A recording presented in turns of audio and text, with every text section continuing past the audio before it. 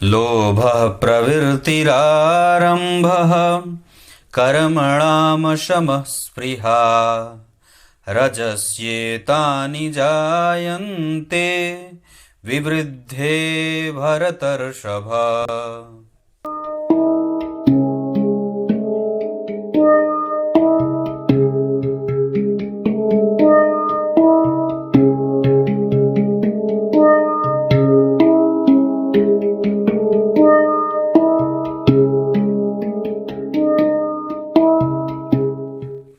प्रिय दर्शकों नमस्कार।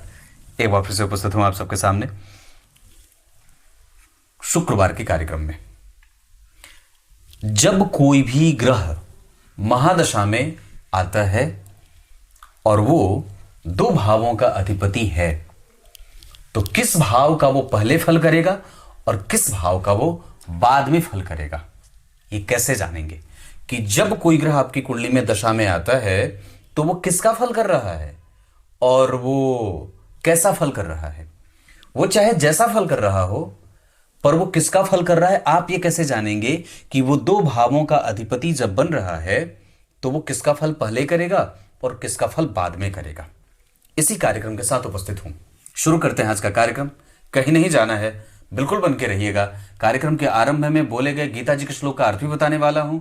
रविवार के लिए आप लोग कार्यक्रम के लिए जरूर ही सवाल लिखे भेजिए, नहीं तो मुझे गैप करना पड़ेगा, क्योंकि सवाल आप लोग नहीं भेजेंगे तो मैं फिर वो कार्यक्रम लेकर के कैसे आऊंगा। तो जो भी सवाल हो जरूर लिख करके भेजिए और रविवार के सुबह 10 बजे से 11 बजे के बीच का कार्यक्रम अवश्य देख लिया करिए।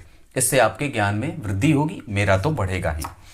सवाल उठता है कि जैसे कोई भी ग्रह हो, मान के चलिए मैं यहां पे ये एक लग्न की कुंडली बना करके बैठा हूं। ये 3 नंबर की कुंडली है, मिथुन लग्न की, शीर्षोदयी राशि, द्विस्वाभाविक राशि, और ये ऐसी राशि है जो हमेशा ही जातक को एक्टिव रखती है अपने लक्ष्य के लिए। अगर मान लीजिए मुझे शनि की दशा चली, क्योंकि शनि से सब लोग बहुत ज्यादा परेशान और संकुचित हो जाते हैं, डरते हैं, मैं शनि पे ही ये कार्यक्रम लेकर के प्रस्तुत हो जाता हूं। अगर मान लीजिए शनि को लेकर के यहां कंफ्यूजन होगी कि शनि अगर मेरी कुंडली में एक्टिव होंगे, ध्यान से समझिए, मेरी तरफ देखिए, अगर शनि एक्टिव होंगे तो वो पहले इसका फल करेंगे कि पहले इसका फल करेंगे। याद रखिए महादशाओं को लेकर के, और ग्रह जब 2 राशियों का अधिपति होता है तो उसको लेकर के बहुत सारे सिद्धांत हैं। पहला सिद्धांत यह कहता है ग्रह अपने मूल त्रिकोण राशि का फल पहले करता है, साधारण राशि का प्रभाव वो बाद में देता है। दूसरा, अगर जन्म कुंडली में वो जो राशि उसकी पहले बनेगी तो स्वाभाविक है 10 नंबर की राशि पहले बनेगी, तो लग्न से गिनने पर जो राशि पहले आएगी ग्रह पहले उसका फल करेगा। तो बात क्या बनी, बदल गई।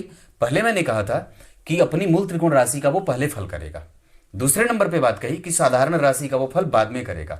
तीसरा सिद्धांत क्या कहता है कि लग्न से गिनने पर जो राशि पहले आएगी ग्रह पहले उसका फल करेगा। तो तीसरा सिद्धांत ये हो गया। पर मूलतः बात क्या है, अब बात जो तार्किक भी है और समझने लायक भी है, क्या है, अगर ग्रह 2 भावों का अधिपति हो, जैसे कोई भी ग्रह की बात करते हैं, जैसे मान लीजिए शुक्र की ही बात करते हैं, पंचम और 12वें के अधिपति है। अगर ग्रह 2 भावों का अधिपति हो, अगर ग्रह 2 भावों का अधिपति हो और अगर वो सम संख्या की राशि में बैठा हो, 6, 12, 4, 8, ऐसे, मतलब 2, 4, 6, 8, 10, अगर वो ग्रह, जैसे मान लीजिए अगर हम शुक्र की बात करते हैं तो शुक्र 2 भावों के अधिपति हैं, क्लियर है, और वो बैठे कहां हैं, यहां पे, यहां पे, यहां पे, यहां पे, यहां पे, मतलब सम संख्या की राशि में। तो शुक्र की अगर दशा चली, शुक्र 2 भावों के अधिपति हैं, या तो 2 नंबर में बैठे, या तो 4 नंबर में, या तो 6 नंबर में, या तो 8 नंबर में, या तो 10 नंबर में, मतलब सम संख्या में बैठेंगे, तो वो ग्रह पहले अपनी मूल त्रिकोण राशि का फल करेगा। मतलब वो पंचम भाव का फल पहले करेंगे, बाद में अपनी दशा के अंतिम चरण में वो 12वें भाव का यानी कि वृषभ राशि का फल करेंगे।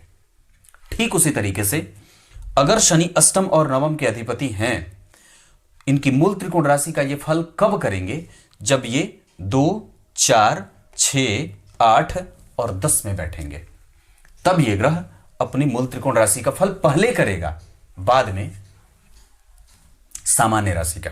एकदम क्लियर कट है, कोई कंफ्यूजन नहीं है। अब आप उसकी दशा को 2 भागों में विभाजित करिए। महादशाओं पे मैंने अलग कार्यक्रम बनाया है जिसमें यह बात कही है कि किसी भी ग्रह की महादशा को 3 चरणों में विभाजित किया जाता है, प्रथम, द्वितीय और अंतिम चरण। वो एक अलग सिद्धांत है, पर यह एक अलग भाव है जिसमें ग्रह की महादशा को 2 भागों में विचारित किया जाता है। आरंभ के आधे वर्ष, जो उसकी महादशा का आधा वर्ष होगा, वो कुंभ लग्न का प्रभाव करेगा, कुंभ राशि का, और आधी दशा मकर का प्रभाव दिखाएगी। ठीक उसी तरीके से शुक्र पहले वो आधी दशा में पंचम का फल करेंगे, उसके बाद 12वें का करेंगे।